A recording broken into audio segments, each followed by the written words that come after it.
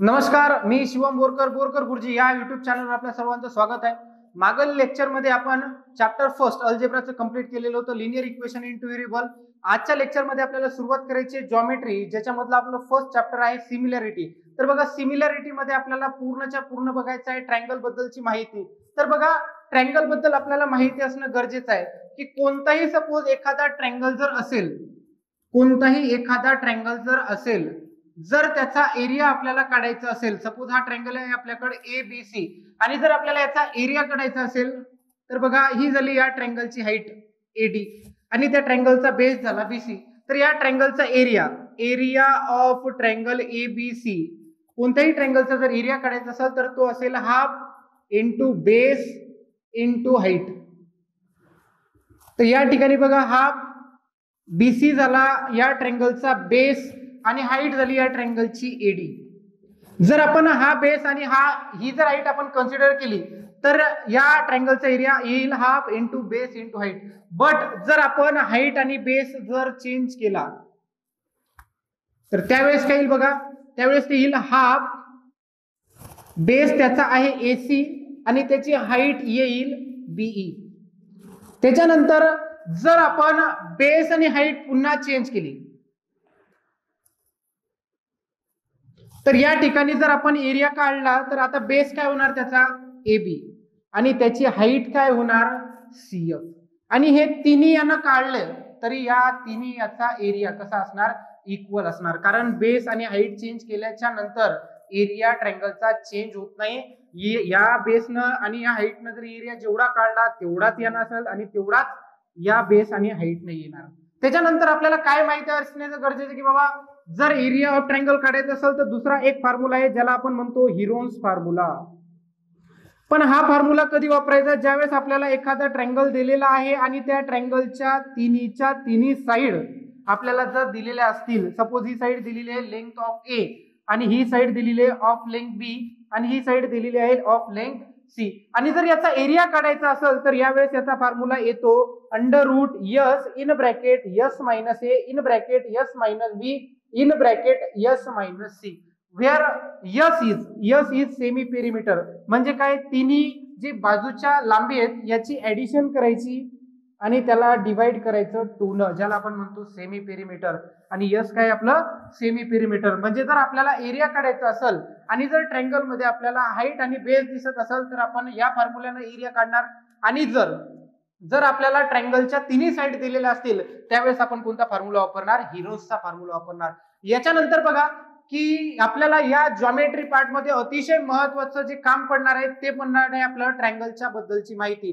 की जर आपल्याला बघायचं आहे की टाइप्स ऑफ ट्रायंगल, त्याचे टाइप्स पडलेले आहेत, एक फर्स्ट साइड्स वरून आणि दुसरे जे पडलेले आहेत ते आहेत अँगल्स वरून. तर बघा, ज्या वेळेस आपल्याला ट्रायंगल मध्ये तिन्ही साइड इक्वल दिलेल्या असतील, काय दिलेले असतील, तिन्ही साइड ज्यावेळेस आपल्याला इक्वल दिलेल्या असतील त्यावेळेस त्या ट्रायंगलला म्हणायचं इक्विलॅटरल ट्रायंगल.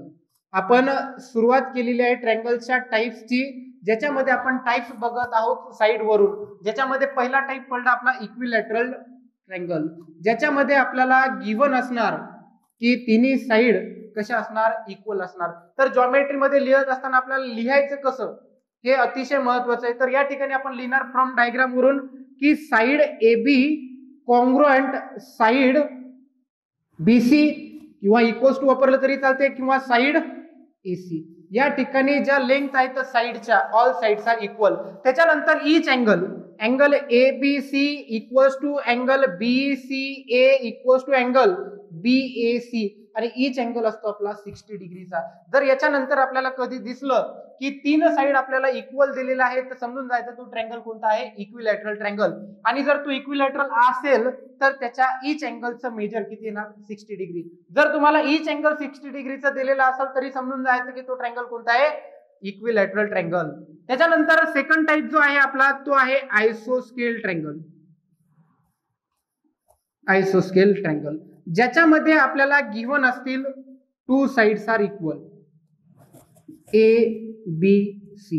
याच्यामध्ये 2 साइड्स इक्वल घेतल्या आपण, side A B equals to side A C. आणि याच्यात महत्वाचं असं आहे की ज्या साइड कॉन्ग्रुएंट आहेत, इक्वल आहेत, त्याच्या अपोजिट वाले अँगल, जसं की एबीच्या अपोजिट वाला अँगल येतो सी आणि एसीच्या अपोजिट अँगल येतो बी, आणि या दोन्ही अँगलचे जे मेजर असतील हे कसे असतील, सेम असतील. म्हणून या ठिकाणी आपल्याला गिव्हन मध्ये काय लिहू शकतो आपण, side A B equals to side AC, त्याच्यानंतर अँगल ए बी सी, हा जो अँगल आहे A B C equals to असणार अँगल ए सी बी. आणि थर्ड टाइप आहे आपला जो शेवटचा आहे, ज्याला आपण म्हणणार स्केलन ट्रँगल, ज्याच्यामध्ये तर बघा या ठिकाणी ऑल साइड्स आर इक्वल, या ठिकाणी टू साइड्स आर इक्वल, आणि शेवटची कंडिशन काय राहणार आहे की कोणतीच साइड इक्वल नसणार, ज्याच्यामध्ये ईच साइड कशी असणार, डिफरंट असणार.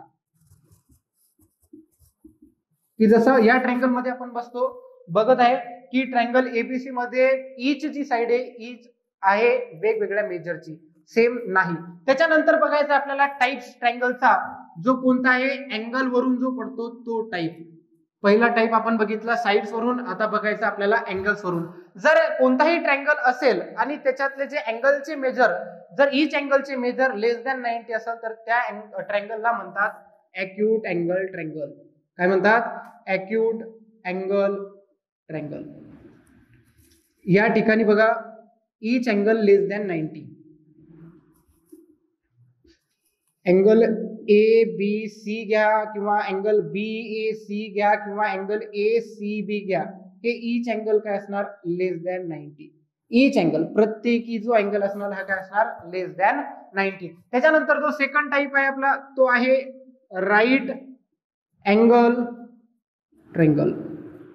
जो सेकंड टाइप आहे तो आहे आपला राईट अँगल ट्रँगल. कोणताही ट्रँगल आपण राईट अँगल ट्रँगल तेव्हाच म्हणेल ज्या वेळेस एक कोणताही अँगल त्याच्यामधला काय असेल 90 डिग्रीचा असेल, त्यावेळेस आपण म्हणणार तो ट्रँगल कोणता आहे, राईट अँगल ट्रँगल. कधी म्हणणार, any one angle is of 90 degree. त्याच्यानंतर जो शेवटचा टाइप आहे राईट अँगल ट्रँगल बद्दल आपल्याला डिटेल मध्ये माहिती बघायची, जी आपला सेकंड चॅप्टर आहे पायथागोरस थेरम, ज्याच्यामध्ये आपल्याला पूर्ण राईट अँगल ट्रँगलच्या बाबतीत माहिती बघायची आहे. त्यावेळेस आपण ते डिटेल मध्ये पाहणार, हायपोटेन्यूस काय असते, पायथागोरस थेरम काय असते. त्याच्यानंतर नेक्स्ट जो टाइप आहे आपला तो आहे ऑब्टूस अँगल ट्रँगल. याच्यामध्ये एक अँगल असा असणार, any one angle is greater than 90. तर या ट्रँगल मध्ये कोणताही एखादा असा अँगल असेल ज्याचा मेजर 90 डिग्री पेक्षा कसा असेल, मोठा असेल. जसे की आपण डायग्राम मध्ये बघत आहे की अँगल एबीसी काय आहे, मेजर 90 डिग्री पेक्षा जास्त आहे, म्हणून अँगल एबीसी चं मेजर काय आहे, 90 डिग्री पेक्षा जास्त आहे. तर बघा या ठिकाणी आपल्याला जे दिलेलं आहे की आपल्याला बऱ्याच वेळा क्वेश्चन मध्ये की इक्विलॅटरल ट्रँगल दिल्याच्या नंतर या पद्धतीनं लिहावं लागणार आहे, त्याच्यासाठीच आपण हे एवढं लिहून दिलेलं आहे. तर याचा वापर आपल्याला पुढं की जसं ज्यावेळेस सिमिलॅरिटी टेस्ट लावायची सर्कल चॅप्टर मध्ये, त्या ठिकाणी आपल्याला याचं बरंच काम पडणार आहे. नेक्स्ट आपल्याला जर बघायचं आहे तो आपल्याला आता बघायचा आपल्या चॅप्टरची सुरुवात करायची. यानंतर आपल्याला बघायचा आपला फर्स्ट टॉपिक, ज्याच्यामध्ये आपल्याला दिलेले ratio of areas of two triangle आपल्याला जर फाइंड करायचं आहे. तर बघा याच्यामध्ये आपण काय केलेलं आहे, दोन ट्रँगल घेतलेले आहेत. फर्स्ट ट्रँगल आहे आपला एबीसी आणि जो सेकंड ट्रँगल आहे तो आहे पीक्यूआर. तर आपल्याला काय करायचं, रेशिओ घ्यायचा. कोणाचे रेशिओ घ्यायचे, त्यांच्या एरियाचे. तर बघा या ठिकाणी आपण काय लिहिणार की इन ट्रँगल एबीसी, या ट्रँगल मध्ये बघत आहे आपण की जो बेस आहे, बेस जे आपण फर्स्ट ट्रँगल आहे ट्रँगल फर्स्ट, म्हणून याला काय म्हणणार, बेस 1 म्हणजे B1, जो किती आहे तो आहे BC. त्याच्यानंतर या ट्रँगल मध्ये बघा आहे हाईट फर्स्ट ट्रँगल आहे म्हणून त्याच्या हाईटला आपण म्हणणार H1. तर या ठिकाणी हाईट बघा काय आहे, AD. तर आपण जस्ट बघितलेलं आहे की एरिया ऑफ ट्रँगल काय असणार, half into base into height. या ठिकाणी आपण फाइंड करणार या ट्रँगलचा एरिया. तर याला कसं लिहिणार आपण, area of triangle ABC equals to half into base आहे याचा BC आणि हाईट आहे AD. याला देणार इक्वेशन फर्स्ट. सिमिलरली ज्या पद्धतीने आपण ट्रँगल एबीसीच्या बाबतीत लिहिलं त्याच पद्धतीने आपण लिहिणार आहे ट्रँगल पीक्यूआरच्या बाबतीत. तर काय लिहिणार, in P Q R base ज्याला आपण म्हणणार B2, तर पी क्यू आर आणि हे झालं आपला ट्रँगल सेकंड, म्हणून या बेसला आपण म्हणणार B2. तर तो बेस आहे क्यू आर आणि त्याच्यानंतर त्याची जी हाईट आहे त्या हाईटला आपण म्हणणार S2, जी की आपल्याला ट्रँगल मध्ये गिवन आहे काय PS.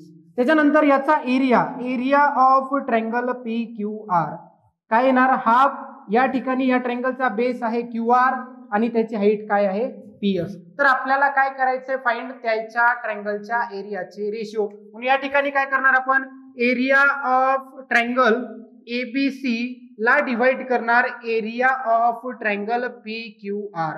तर या ठिकाणी काय लिहिणार एरिया ऑफ ट्रँगल ABC आपण फाइंड केलेला आहे काय आहे half BC into AD, half BC into AD divided by half area of triangle PQR QR into PS. हे झालं आपलं इक्वेशन सेकंड. काय येणार half QR into PS. Half half काय झालं या ठिकाणी कॅन्सल. तर बघा BC काय आहे पहिल्या ट्रँगलचा बेस आहे. BC काय आहे पहिल्या ट्रँगलचा बेस आहे म्हणून याला कन्सिडर करणार B1. त्याच्यानंतर AD काय आहे पहिल्या ट्रँगलची हाईट म्हणून त्याला म्हणणार आपण H1. त्याच्यानंतर खाली QR काय आहे QR आहे सेकंड ट्रँगलचा बेस ज्याला आपण म्हणणार B2 आणि PS काय सेकंड ट्रँगलची हाईट ज्याला आपण म्हणणार S2. त्याच्यानंतर याच्यावरून आपण कन्क्लुजन काढू शकतो की एरिया द रेशिओ ऑफ याला वाचायचं ratio of area of two triangle is equals to ratio of product of their bases and corresponding height. तर काय वाचणार याला रेशिओ काय लिहिणार the ratio of area of two triangle is equal to ratio of product of their bases and corresponding height. तर बघा आपल्याला बऱ्याच वेळेस हे स्टेटमेंट लिहावं लागणार आहे तर याला लक्षात कसं ठेवायचं. तर बघा हे जी दिसत आहे डिव्हिजनचं सिम्बॉल याला वाचायचं रेशिओ. तर कसं रीड करणार ratio of area of two triangle is equals to ratio of product of their bases and corresponding height. तर आपल्याला हे स्टेटमेंट बऱ्याच वेळेस म्हणजे ज्या पण ठिकाणी आपल्याला याच्यावर आधारित क्वेश्चन दिलेला असेल त्यावेळेस आपल्याला हे स्टेटमेंट काय करावं लागणार आहे लिहावं लागणार आहे. ज्यावेळेस आपण ratios of areas of two triangles काढणार त्यावेळेस त्याच्यामध्ये 3 कंडिशन येतील. कंडिशन अशी की दोन्ही ट्रँगल मध्ये सुरुवातीला एक तर त्याच्यामध्ये हाईट कॉमन असू शकते किंवा बेसेस कॉमन असू शकतात किंवा हाईट आणि बेस काय असू शकते दोन्ही देखील कॉमन असू शकते. तर यावेळेस मग त्याच्यामध्ये काय कंडिशन होऊ शकते तर बघा ज्या वेळेस दोन्ही ट्रँगलची हाईट सेम असेल त्यावेळेस जर त्यांच्या एरियाचा रेशो घेतला तर काय येतो तर बघा इन ट्रँगल ABC जो बेस आहे आपला ज्याला आपण B1 म्हणलं तो आहे आपला BC. त्याच्यानंतर या ट्रँगलची हाईट ज्याला आपण H1 म्हणलं तर ती आहे AD. त्याच्यानंतर जो सेकंड ट्रँगल आहे आपला इन ट्रँगल PQR ज्याच्यामध्ये आपला बेस ज्याला आपण B2 म्हणलेला आहे तो आहे QR. त्याच्यानंतर त्याची जी हाईट आहे H2 जी आपल्याला दिलेली आहे PS ज्याला इक्वल्स टू आपण म्हणणार H आणि या ठिकाणी पुन्हा AD इक्वल्स टू काय होणार H. तर आपण आताच बघितलेले आहे ज्या वेळेस आपण ratios of areas of two triangles घेणार एरिया ऑफ ट्रँगल PQR त्यावेळेस काय येणार वरती येणार B1 into H1 upon B2 into H2. तर बघा या ठिकाणी काय येणार आपलं B1 इंटू H1 म्हणजे काय BC इंटू AD आणि खाली काय येणार आपलं QR इंटू PS. तर या ठिकाणी बघा BC इंटू AD. तर बघा या ठिकाणी आपण हाईट दोन्हीची सेम घेतलेली आहे जी किती घेतलेली आहे आपण H. खाली पण काय येणार QR इंटू H या ठिकाणी काय होणार कॅन्सल होणार. Area of triangle ABC divided by area of triangle PQR. तर या ठिकाणी area of triangle ABC divided by area of triangle PQR. तर BC काय आहे पहिल्या ट्रायंगलचा बेस आहे म्हणून या ठिकाणी काय येणार B1 आणि खाली काय येणार सेकंड ट्रायंगलचा बेस B2. तर या ठिकाणी आपल्याला वाक्य काय लिहावं लागणार आहे, प्रत्येक वेळेस स्टेटमेंट लिहावं लागणार आहे, पण कधी ज्यावेळेस हाईट काय असणार दोन्ही मध्ये सेम आहे त्यावेळेस काय लिहिणार, ratio of area of two triangle is equals to ratio of their corresponding bases. म्हणजे या ठिकाणी काय लिहिणार, ratio of areas of two triangle with equal height is equal to ratio of their corresponding basis. कसं लक्षात ठेवणार, ratio of area of two triangle is equals to ratio of their corresponding bases, पण कधी ज्यावेळेस दोन्ही मध्ये height कशी असेल इक्वल असेल. आणि जी सेकंड कंडिशन आहे ज्याच्यामध्ये आपल्याला काय दिलेलं असेल, दोन्ही ट्रायंगलचा बेस कसा असणार, इक्वल असणार. तर बघा या ठिकाणी बघा ट्रायंगल एबीसी आणि ट्रायंगल पीबीसी या दोन्ही ट्रायंगल मध्ये बेस कसा आहे, सेम आहे. तर यावेळेस काय करायचं, तर बघा या ठिकाणी लिहिणार आपण इन ट्रायंगल एबीसी, तर बेस आहे एबीसी चा ज्याला आपण B1 म्हणणार जो आहे BC.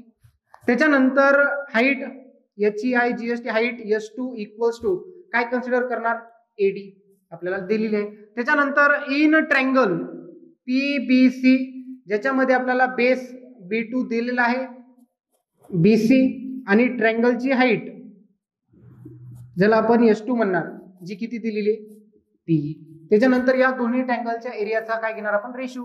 या ठिकाणी येणार area of triangle ABC upon area of triangle PBC.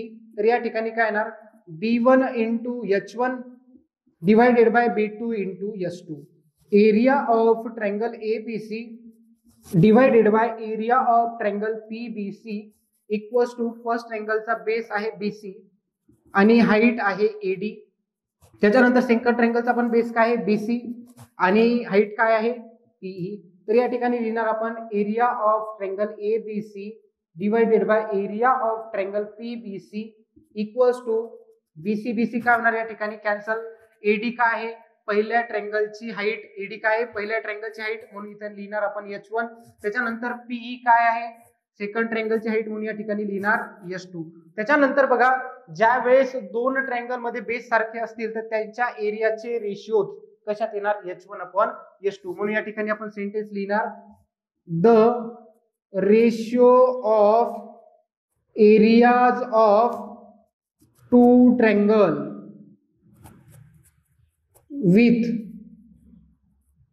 common base is equal to ratio of their corresponding कशात येणार, करस्पॉन्डिंग हाइट्स मध्ये. तर बघा याच्यावर आधारित आपली एक्सरसाइज आहे. आणि जी शेवटची कंडिशन आहे की बेस आणि हाईट जर इक्वल असतील तर त्या ठिकाणी काय येणार, सपोज जर आपली थर्ड कंडिशन आपण घेतली की हाईट अँड बेस इक्वल असतील तर त्यावेळेस काय येणार, A1 upon A2 equals to येणार 1/1. म्हणजे त्यावेळेस रेशिओच्या ratio of areas of two triangle काय येणार 1:1, कारण की बेस एकमेकाला कॅन्सल करणार आणि हाईट सुद्धा एकमेकाला काय करणार, कॅन्सल करणार. तर थर्ड जी कंडिशन आहे ती आहे हाईट आणि बेस काय असणार त्यामध्ये इक्वल, त्यावेळेस त्यांच्या ट्रायंगलच्या एरियाचे रेशिओ काय येणार 1:1.